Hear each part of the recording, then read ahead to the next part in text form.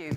Bruno, anything on Slido? Yeah, there is a slight provocative question, how to address the criticism that all these loans are granted to unviable sector. Unviable sector, Yeah, how to so address the agriculture. criticism that all the loans are going, how to address the criticism that all the loans are going to unviable sectors. Yeah. Okay. And anything else? And this is mainly for Estonia. If you, in the collaboration in your initiative, there is collaboration between the agri-sector and the tech accelerator, venture capital industry, financial intermediaries to push and to attract young farmers. So what was the question at the end of that? The question is if you saw if there is a possibility to attract accelerator, venture capitalists, financial intermediaries. So it's not only loans, but since it could be that it's technology related, so you might attract also equity players. Thanks. Well, I start from the second question. I think all this equity issue is what we are actually now looking into the future to see how can we use the equity investments related to agriculture. It's not so easy as it seems. Agriculture is not your usual startup, so it's something what we analyze now. So it's one of the, I think it's one of the tools we are missing in our toolbox as an instrument, but we are not sure how it should work in agriculture. We don't want it to turn into a normal IT startup. So it's a key for us at the moment. We are not decided yet, and we are not knowledgeable enough how to do it. Okay. And did you want to come back on the first? Well, as I understand the first question, I mean, at the end of the day, agriculture can be a business, a profitable business, and I'd say that the future will show how much, how those loan funds will go, how much you will return. But our foundation has been investing by guarantees and loans to agriculture 25 years. We haven't lost our capital, we are still alive. Before EU and even now in EU, we have even made some profit, so it can be profitable. We don't see that in Estonia that the people look at agriculture as non-profitable business. Of course, there are grants there which make it more profitable, I agree, but still it's a business. So it's the trouble even is that we have investment funds coming in, investing into the land and not the farmers, which again creates land ownership issues and stuff like this. So it's investors coming in. Okay. Did you want to add to this about perceptions of the viability of the business? Is there anything, there was the question there in terms of the viability of the business, and Madis was saying, you know, we've done well, we've even made a bit. So what's the perception generally in Portugal in terms of the viability of investing? Is it worth it?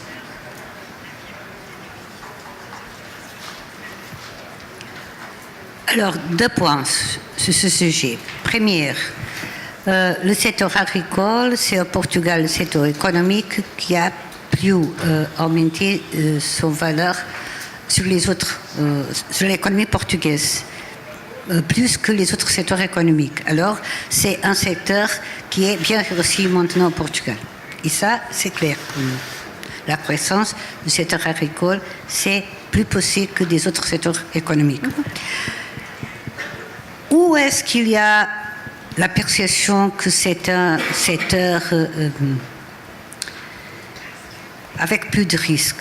Alors, je suis agronomiste, d'habitude je dis que l'agriculture, c'est une activité biologique en plein air. Et alors, le risque, c'est toujours plus grand que dans les autres secteurs. Après ça, pour les jeunes agriculteurs, c'est encore plus haut, le risque c'est encore plus grand. Pourquoi? Parce que les jeunes ont la volonté de faire différent, et bien, d'être plus innovatrices, de faire des investissements plus grands, parce qu'ils doivent avoir tout l'appareil de la production. Et ça pose une image sur les gens que l'investissement des jeunes dans l'agriculture ont un risque plus grand que les autres investissements. C'est ça.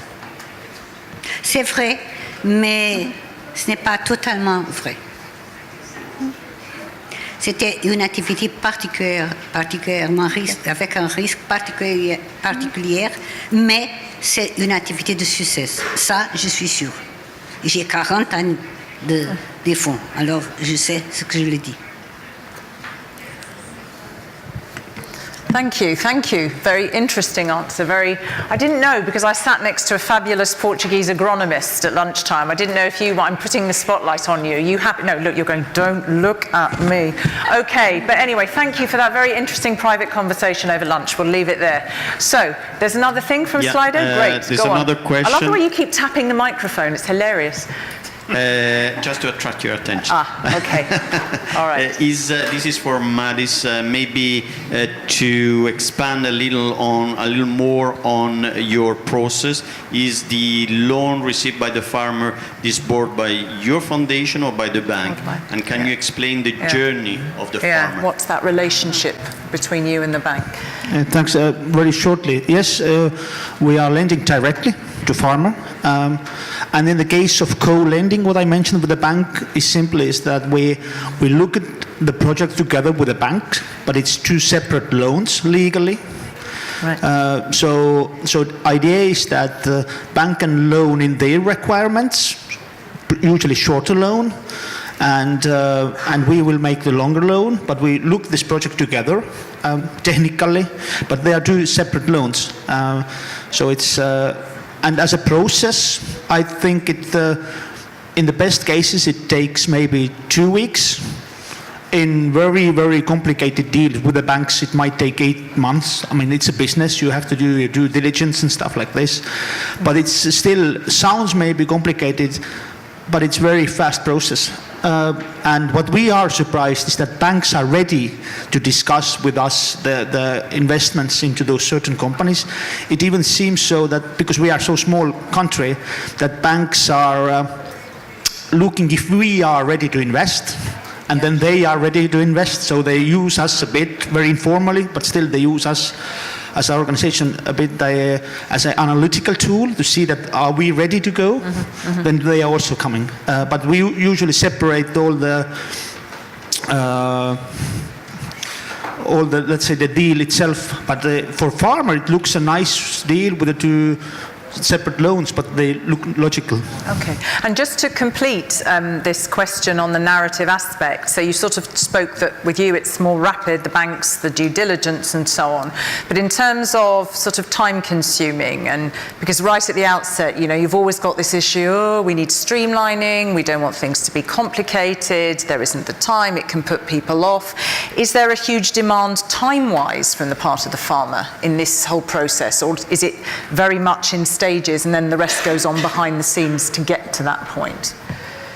Is there a lot of investment of time needed or not really? More of the time investment is on the banks and the managing authority side? Yeah, I think so, yeah. There is no, in a way, the pressure for us, in a way. So it's, I mean, the good thing is that farmers are really know what the investment grant system, which is much longer compared to the loans. So we are much more informal. So it's makes this pressure go off very easily. Okay. Anything from the floor? You are going to speak.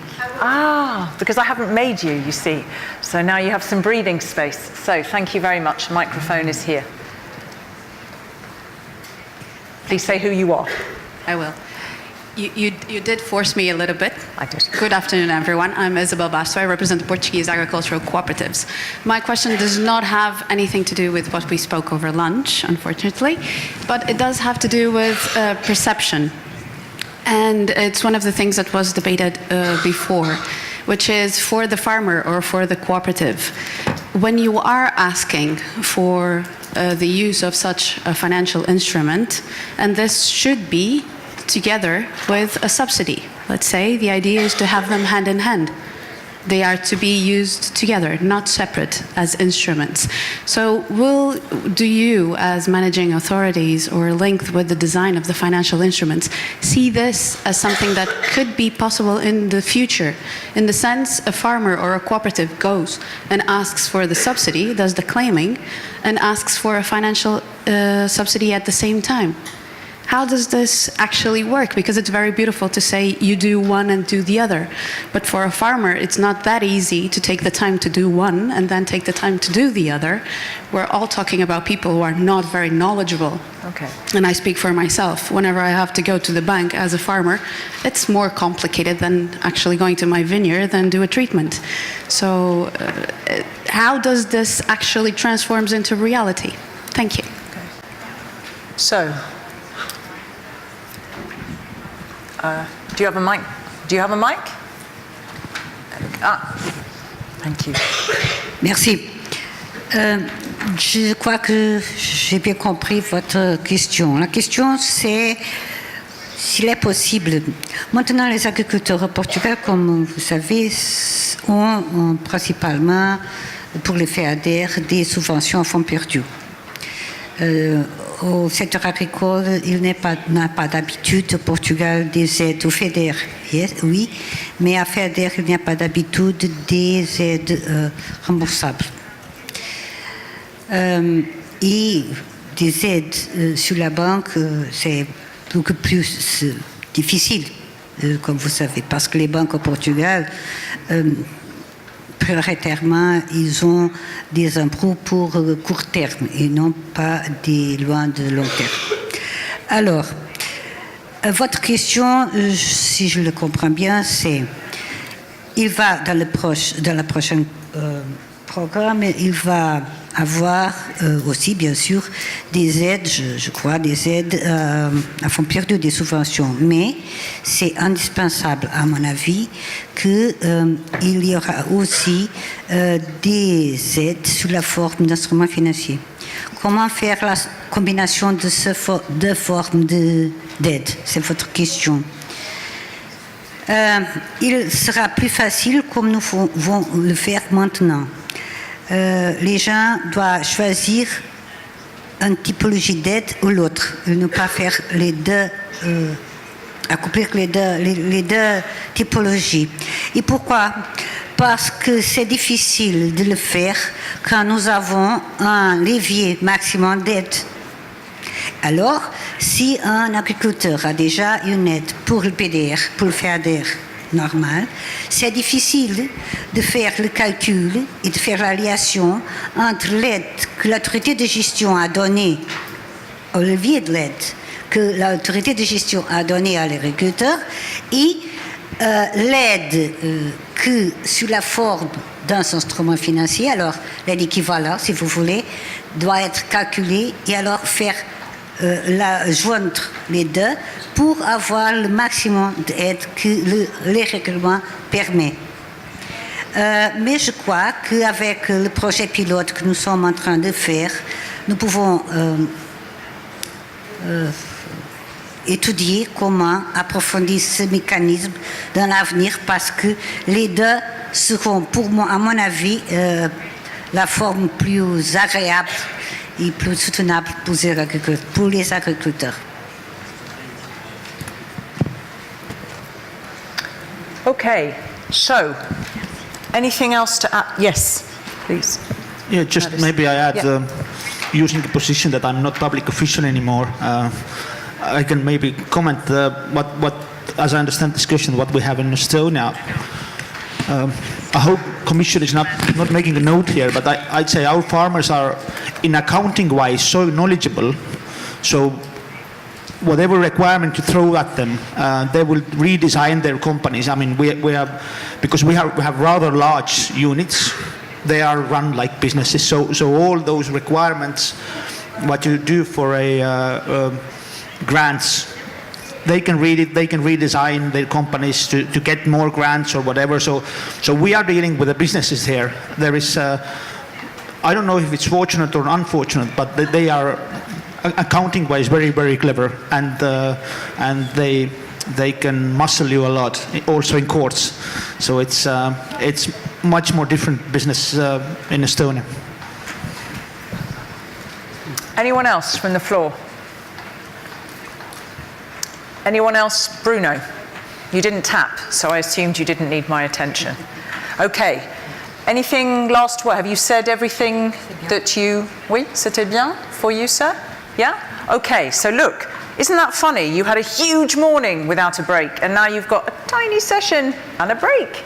And then we're going to come to the last session in which we hear from the banks. So first of all, please, a very warm round of applause to these good people who I think answered questions very pertinently.